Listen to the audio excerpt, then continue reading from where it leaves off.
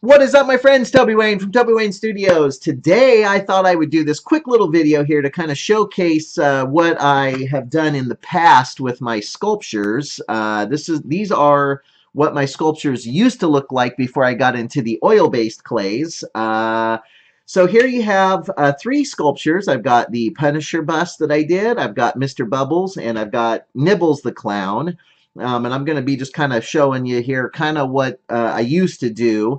We're going to go ahead and start things off here with this Punisher bust. It's you can see back in the day I used to use wooden bases, and you know, everything looks fine until you actually make a mold of it and then cast it in resin, and then you'll notice there's all these little weird imperfections, and these were done, I don't know, maybe 10 years ago, maybe somewhere in there. So nowadays I just go to a plastic store, like a Tap Plastics or something, and I'll actually get a solid block of acrylic tubing, and so it's smooth and shiny and nice, and then I just cut it and sculpt directly to that. But yeah, this was back in the day. But I'll tell you, you know, I'm actually looking at it now. I'm actually pretty happy with it. Of course, this was done with Super Sculpey Firm. And then, of course, the shine you see on it is the sealed. I sealed it before I would make a mold, or before I made a mold of it using the silicones. Um, and then the back here, you see, this is all Bondo. So I would I would do the sculpt, and then I would do a Bondo, and then make kind of swipe across and then knock it down to kind of just give it a little bit of texture.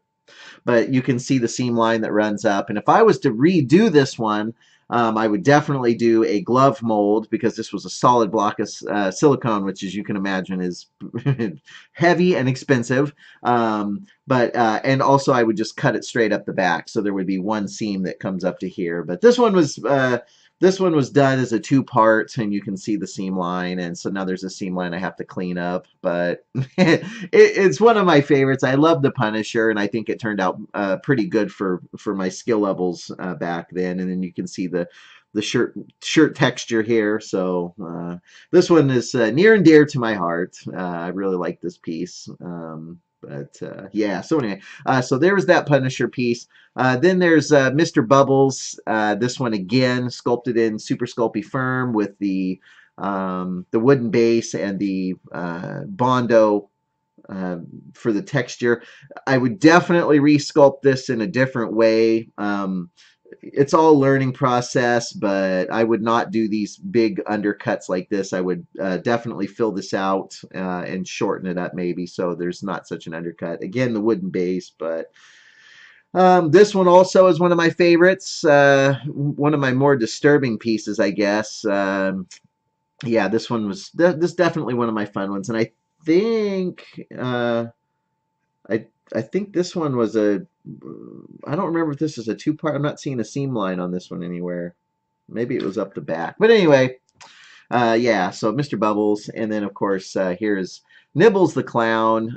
This one was awesome. Again, done in Super Sculpey Firm. There you see some patchwork I did. I'm not really sure exactly what happened there, but maybe there was a little imperfection in the clay or something that I'd seen, and so I went ahead and fixed it. But this one was a fun one, because I remember sculpting this one. I was on vacation, and I ended up having quite a few Mountain Dews in my system, and I was all hopped up and jacked up. And I remember I sculpted this, molded it, and cast it, and I actually had a casting within a 24-hour period, which is hauling for me, because usually my sculptures take forever. But this one was, I was on vacation and I was all giddy, and and I just went for it. I had a clear vision of what it was that I was wanting to do, and so I just tore it up and moving along. But this one, I actually, when I cast these up, I actually went out and bought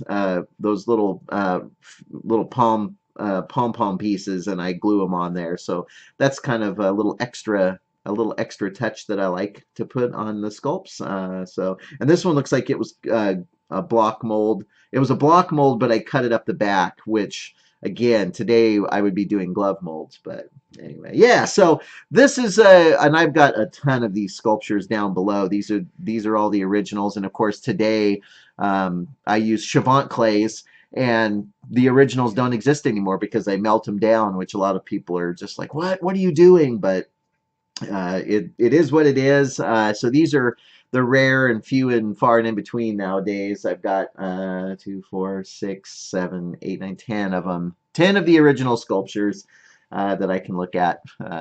So anyway, you guys are awesome. Thank you so much for checking this video out. I appreciate it. And you guys have a good day, and I'll catch you in the next video.